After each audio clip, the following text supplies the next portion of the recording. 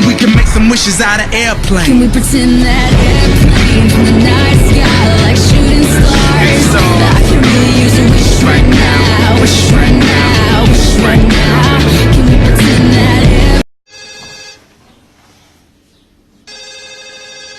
Anam! Caner arıyor. Aç aç. Ben de konuşacağım Caner abiyle. Dur. Alo? Oğlum? Oğlum yavrum. Öldüm meraktan. Kaç gündür aramadın sen beni. Anacığım operasyondaydık, arayamadım seni. Şimdi yine gideceğiz. Sesini duyayım diye aradım ben. Konuşamayacağım fazla. Sen böyle operasyon deyince yüreğim titriyor. Çok korkuyorum. Kendine dikkat et he mi oğlum? Caner abi ben de buradayım. Anacığım, bana hakkını helal et. Gitmek var, dönmek yok. Hayat bu. Oğlum öyle deme. Deme öyle. Allah'ım seni korusun. Bütün askerciklerimizi korusun. Çok özledim seni oğlum.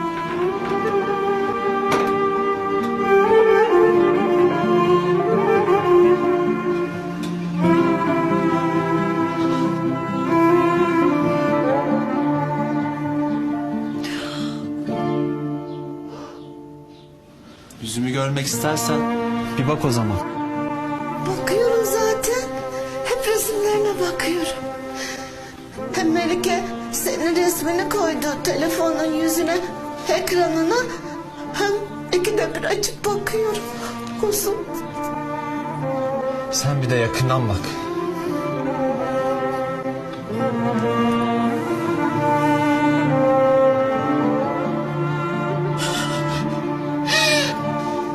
Bir sarılsam da şu mis kokunduysam anacığım.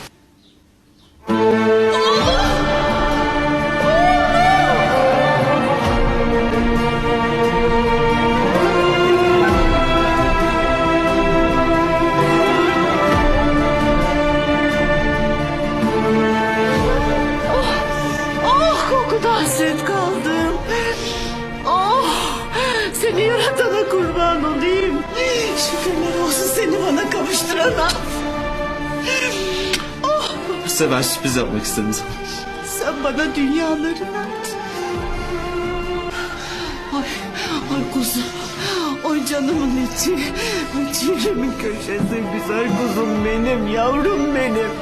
Oy şükürler olsun seni bana kavuşturana kuzum.